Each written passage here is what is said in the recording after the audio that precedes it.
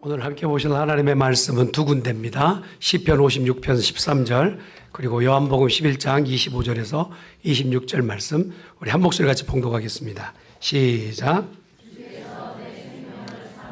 건지셨습니다. 주께서 나로 하나님 앞 생명의 빛에 다니게 하시려고 실족하지 아니하게 하지 아니하셨나이까. 예수께서 이르시되 나는 부활이요 생명이니 나를 믿는 자는 죽어도 살겠고 무릇 살아서 나를 믿는 자는 영원히 죽지 아니하리니 이것을 내가 믿느냐. 아멘. 할렐루야. 한번 따라하겠습니다. 하나님의 뜻으로 채웁시다. 옆에 있는 분한테 하나님의 뜻으로 채웁시다. 인사만 하시죠. 이제 설교를 시작했으니 언제 끝내야 될지. 그래도 끝나는 시간은 같아야 여러분 은혜가 되지 않겠어요? 그렇죠.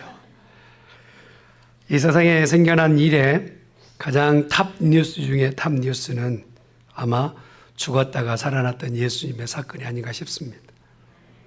큰 사건일수록 더 나쁜 소식이 많았었어요. 빅 뉴스는 배드 뉴스가 많았습니다. 그래서 근래에도 들려지는 엄청난 큰 뉴스라고 하면 벌써 가슴이 철렁 내려앉을 때가 많죠. 사람 몇 명이나 죽었어? 그런 어떤 일이 벌어진 거야? 그렇게 큰 다리가 갑자기 무너졌어? 라고는 빅 뉴스는 배드 뉴스가 많았어요.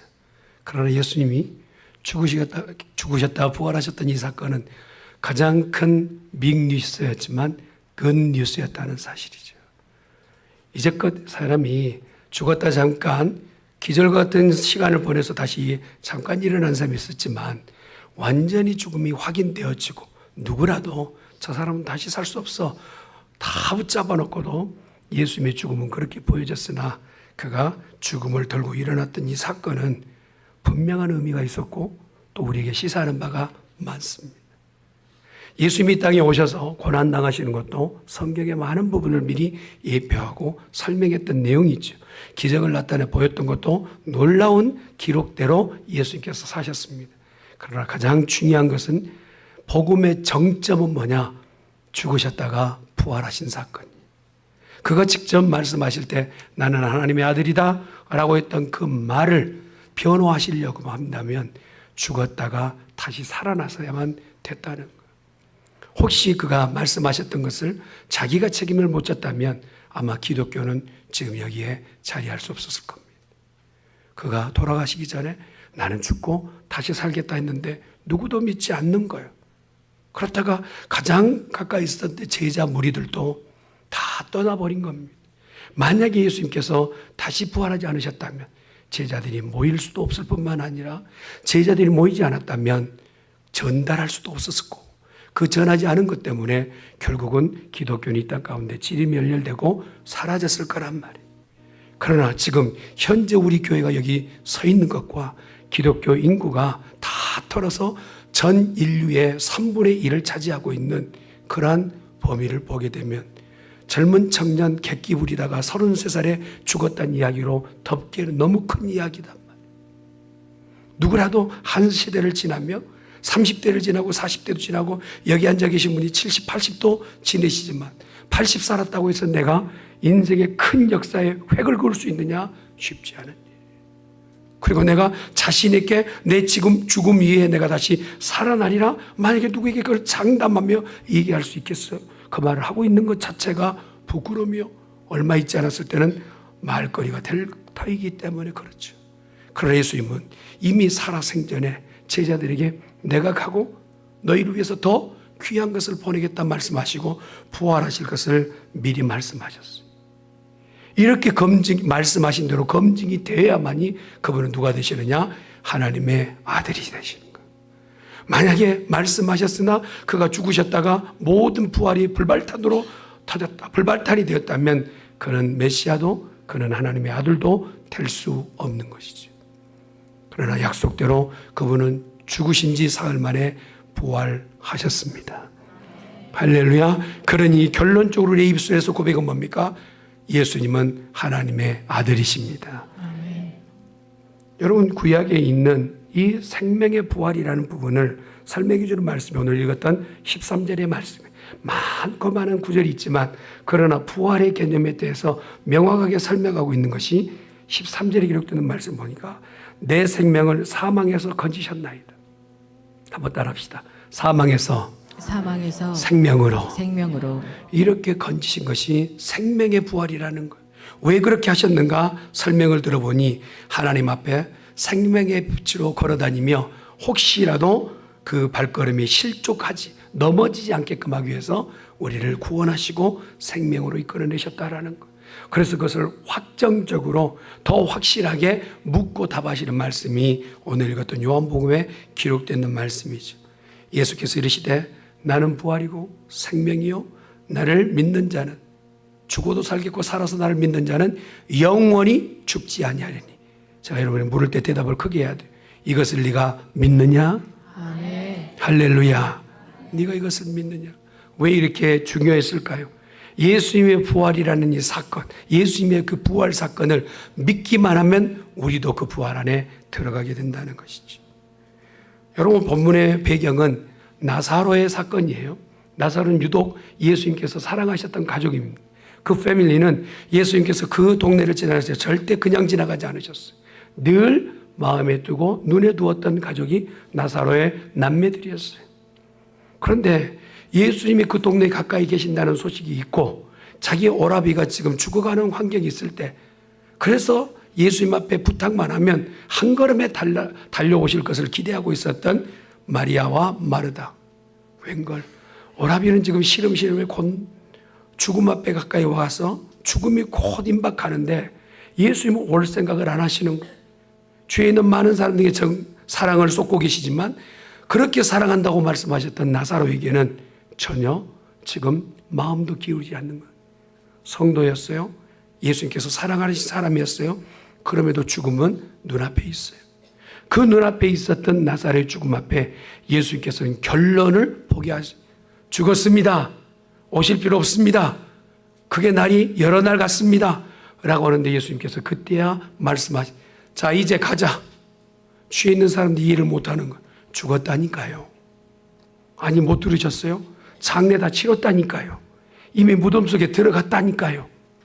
가자. 내가 오늘 하나님의 영광을 너에게 보이리라. 할렐루야. 아니 그런 말씀하시기 이해되지 않는 말이에요.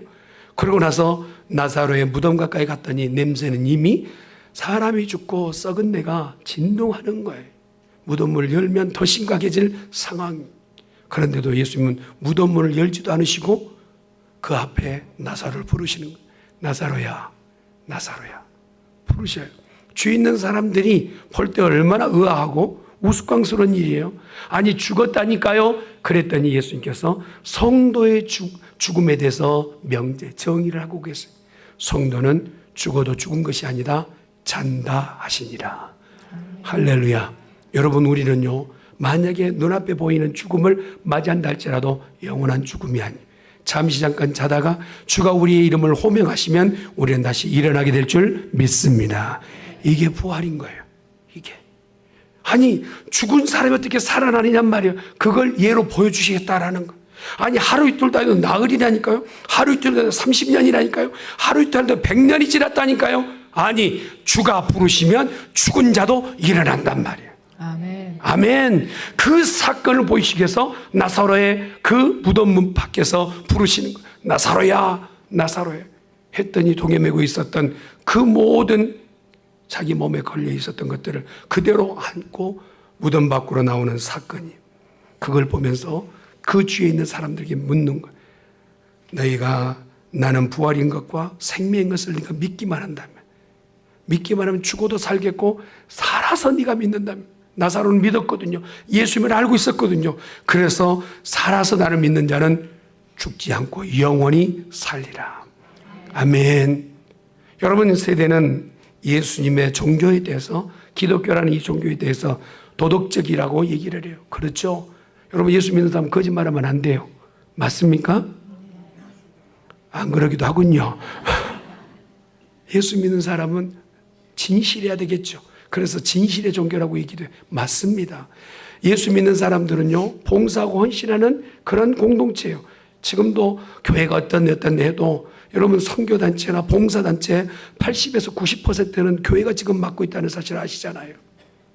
그렇게 어려운 사람들을 손 펼치는 것은 교회예요. 그렇게 봉사단체로만 생각할 때만 도덕적 관념 그리고 생애의 위대한 사랑, 희생, 봉사로만 일관하고 거기서 가름해요. 그러나 진짜 기독교가 거기에서 종지부를 찍느냐. 이거는요 잘못 알고 있는 거예요. 다 맞는 것도 아니라는 사실. 기독교의 핵심의 뿌리는 뭐냐? 여러분 부활이 없는 기독교의 교인은요 뿌리가 뽑힌 화초와 같고 아이들이 그냥 오물조물 만들어놓은 인형과 같고 사람같이 서 있는 허수아비와 같단 말이에요. 우리가 진정으로 믿어야 될 핵심적 가치는 뭐냐? 예수님은 부활하신 것처럼 오늘 우리가 부활한다는 신앙을 가져야 될 줄 믿습니다. 여러분 고린도전서 15장 22절 말씀을 보면요 같이 한번 볼까요? 고린도전서 15장 22절 시작. 아담 안에서 모든 사람이 죽은 것 같이 그리스도 안에서 모든 사람이 삶을 얻으리라. 처음 교회를 시작할 때 아담 지은 죄와 내가 무슨 상관이냐는, 이브 할머니 하와 할머니가 지었던 죄와 나와 무슨 상관이냐. 조금 우리가 초보 신앙에 그렇게 하지만 이해되는 부분이 있잖아요. 우리나라 국가대표 선수가 경기에 나가서 승리하면 그 사람의 승리만이 아니라 내게 승리가 되는 것처럼 우리의 인생의 대표가 누구였느냐? 아담이었단 말이에요. 그가 지은 죄의 값으로 오늘 우리가 그 열매를 따먹고 있는데 버릴래야 버릴 수 없는 사망이 우리 가운데 내재되고 탑재된 상태예요. 그러니 나서부터 죽음으로 내리달리는 인생, 이것을 멈출 시계는 없고 멈출 능력은 없었다. 이것을 멈추게 하시기 위해서 이 땅에 육신을 입고 오신 분이 예수 그리스도인 줄 믿습니다. 그는 우리에게 또 다른 대표가 되신 거예요. 그를 믿기만 하면 사망으로 내리달리는 그 걸음이 멈추고 이제 영생으로 들어가는 문을 여신 줄 믿습니다. 그래서 내가 길이라는 거예요. 예수님이 이 땅 가운데 천국 가는 길 내기 위해서 오신 거예요. 닫혔던 길, 닫혔던 문을 여시기 위해서 이 땅에 오신 분이 예수님인 줄 믿습니다. 이 부활의 신비를 어떻게 풀 수 있는가? 우리 자녀를 자연상을 보면 너무 많은 것이 익숙하게 배우게 돼 있어요. 제가 뒷마당에 여러분 처음에는 시작은 교인들 전체 먹이겠다고 농사를 시작했다 이제 거의 포기했어요. 미나리도 요만큼 했는데 미나리는 쏙 잘 자라대. 근데요 겨울철 지날 때는 다 말라 죽어서 이게 다시 뭔가 날까 했는데 따스한 햇빛과 그리고 물 몇 방울이 떨어지니까 그곳에서 새싹이 나기 시작하는, 씨앗이 죽은 것 같다는 돌멩이 같았지만 던져지고 그곳에 따스한 기운과 물이 쏟아지니 그 씨앗에서 새싹이 움직이기 시작합니다. 죽은 것 같아 보이지만 생명이 있으면 살아나는 것. 예수님은 생명인 줄 믿습니다. 내 안에 생명이 있는 사람은 죽은 것 같아 보이지만 주님이 우리를 부르신다면 그 자리에서 일어나게 될 줄 믿습니다. 이걸 바로 오늘 얘기하는 것. 여러분 이러다 보니까 부활신앙을 가지고 있는 사람은 개인뿐만 아니라 민족이 복을 받게 되는 거예요. 여러분 우리가 아는 것처럼 영국의 원래 시절 어떻습니까? 그 바닷가에서 강도질을 하던 사람들이에요. 그러던 사람이 부활하신 예수를 믿고 나서 그들은 성품과 성향이 바뀌어서 신사가 된 겁니다. 여러분 베드로를 보세요. 예수를 모른다고 등 돌리고 도망했던 그가 부활하신 예수를 만나고 나서는 그가 로마에서 자기의 목숨을 아깝지 않게끔 복음을 전하며 거꾸로 십자가를 박혀서 죽는 그러한 순교 가운데서도 믿음을 놓지 않았던 거예요. 여러분 그렇게 합리적이고 의심 많았던 도마를 보세요. 예수님의 손에 내가 직접적으로 손가락을 넣어보지 않고는 믿지 않겠다. 얼마나 합리적이에요. 얼마나 우리가 봤을 때는 정말 그래 맞아.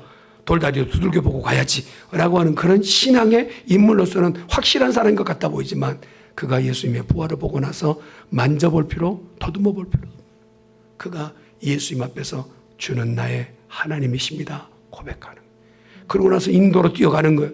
인도에서 평생을 복음 전하며 도마는 그곳에서 순교당해요. 누가 그렇게 만들었느냐? 누가 그 땅까지 그를 보내서 죽음도 두려워하지 않는 그러한 삶으로 바꿔낼 수 있었느냐? 부활하신 예수이신 거예요. 아멘. 부활하신 바울을 보세요. 예수님에 대해서 믿는 자는 잡아 죽였던 그가 예수님을 만났어요. 그에게 들려주셨고 그에게 느끼게 해주셨던 예수님. 사울아 어찌 나를 핍박하는 당신 도대체 누군데 나한테 이런 말씀하십니까? 나는 네가 핍박하는 예수라. 하시고 그 말씀을 듣고 나서 사울은 바울이 되기까지 엄청난 감격과 감사의 시간으로 보냅니다. 광야에서 3년, 그리고 자기의 고향 다소의 지역에서 10년 이상을 고생. 근데 그 고생이 아니, 늘 하나님의 은혜를 거기서 경험하였던 바울. 그러고 나서 그는 세계 선교의 제일 선두주자로 쓰이게 되었던 것이죠.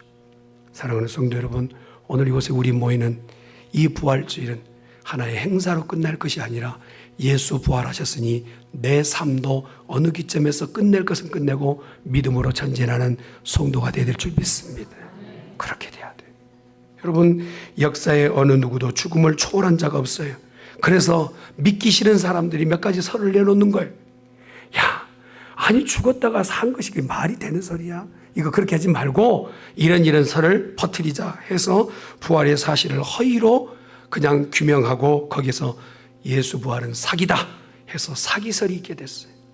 지금까지도 계속되고 있습니다. 예수 부활은 없어, 사기야 라고 하는 사람이 있고, 실제로 죽은 것이 아니라 아니 잠깐 기절했다가 건드렸더니 일어났다 해서 기적설. 그 사람은 그냥 죽은 척 했다가 누가 건드렸더니 기절했다. 기절설. 기적설이에요. 기절설. 그렇게 얘기를 해요. 어떤 사람은요, 부녀자들의 환상으로 본 이게 예수님이 다시 부활한 것은 환상이지 직접 부활한 것은 아니다 라고 환상설. 그 예수님의 제자들이 시체를 몇 명이 그냥 림고 갔다 해서 도적설. 다양한 설들이 있지만 그 모든 설들을 잠재우고 기독교 역사에 지금 거의 2000년이 지난 지금에 있어서는 막으려야 덮으려야 덮을 수 없는 엄청난 복음의 메아리로 오늘 우리 귀전까지 들리게 된 줄 믿습니다. 확실한 것은 예수님 부활하셨어요. 어디에서 기절하시거나 누가 사기치거나 누가 도둑질하거나 그런 개념이 아닙니다. 예수 부활하셨어요. 그러면 문제는 여기서 심각해져요. 예수님이 부활하셨다면 나는 지금 어디에 서 있느냐. 예수님 부활과 나는 얼마나 거리가 가까운가, 그리고 그 부활과 나는 어떤 연관이 있는가에 대한 부분이. 그래서 성경은 말합니다. 오늘 우리에게 두 가지 부활이 있다라는 거예요. 어떤 부활이냐? 요한복음 5장 29절에 있는 말씀을 보니까 이런 말씀이었어요. 시작. 선한 일을 행한 자는 생명의 부활로, 악한 일을 행한 자는 심판의 부활로 나오리라. 누구든 죽으면 부활을 한단 말이에요. 죽고 끝이 나는 게 아니에요. 어떤 사람은 아이 사람이 죽으면 끝이 나죠. 그러면 여러분 그냥 누구한테 이렇게 그렇게 어렵게 살지 마세요. 그냥 한번 죽으면 끝난다면 자기 마음대로 사는 거야. 옷을 뭐하러 걸쳐요? 뭐하러 돈 쓰고 사? 그냥 그게 인생이 끝이라면 그렇게 살지 않아도 되잖아요. 그런데 사람이 죽고 끝이 나는 게 아니라는 데 심각해지는 거예요. 한 번 죽으면 정한 것이요. 그러나 죽음 이후에는 분명히 부활이 있는데 한 부활은 생명의 부활로, 한 부활은 사망의 부활이라는 거예요. 한쪽 부활은 뭐냐? 어떻게 생명의 부활이 되느냐? 바로 선한 행위를 하는 자는 생명의 부활. 여기서 선한 행위라는 것은 우리가 말하는 동양사상에 말하는 선이 아니라고 제가 몇 번 얘기를 했어요. 이 선이라는 것은 한번 따라합시다. 믿음으로 사는 것이 선이다. 아멘. 우리가 믿음으로 행하고 믿음으로 생각하는 그 모든 것이 바로 선이라는 거예요. 그러니 이 땅에 사는 동안 믿음으로 생각하고 믿음으로 말하고 믿음으로 행동하는 사람은 죽어도 생명의 부활로 일어나게 될 줄 믿습니다. 그러나 그 믿음의 행위가 아닌 모든 것이 내 생각에서 자아나고 그곳에서 시작됐던 모든 것은요, 악한 행동이라고 얘기하는 거예요. 그의 결과는 뭡니까? 일어나기는 일어나. 그러나 하나님의 고태 앞에서 너는 음부 가운데 여기서 판결받는다. 천상 앞에 하나님 앞에서 그 재판장 앞에서 서게 될 모습은 한쪽은 생명, 한쪽은 사망이라. 저는 우리 중앙교회 성도들이요, 그 앞에서 생명의 부활로 서로 기쁨을 나눌 수 있기를 간절히 축원합니다. 아멘. 옆에 있는 분한테 그곳에서 만납시다. 예, 또 인사 안 한 분은 또 어쩌겠다는 거예요. 안 오겠다는 거예요. 어쩌겠다는 거예요. 거기서 다 만납시다. 할렐루야. 생명의 부활이라는 거예요. 그러니 우리 주님께서 말씀하신 21절 말씀 보세요. 5장 21절 시작. 아버지께서 죽은 자들을 일으켜 살리심같이 아들도 자기가 원하는 자들을 살리느니라.